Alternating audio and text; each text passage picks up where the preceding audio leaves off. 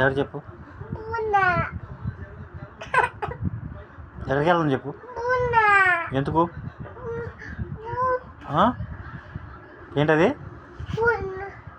అంటే అర్థం కాలేదు. ఉఫ్వా ఎక్కడ, ఏ ఊరు, ఎలా వెళ్ళాలి, ఎలాగ వెళ్ళాలి, బ్రో వేసిన వెళ్ళాలా, ఏం కావాలి నీకు ఇప్పుడు, ఉఫ్ అంటే అంటే బుడగా ఇంట్లో లేవా, ఉన్నాయిగా, ఓ అయ్యా, మరి ఎందాక వెళ్ళినప్పుడు చెప్తే తెచ్చుకుందాంగా,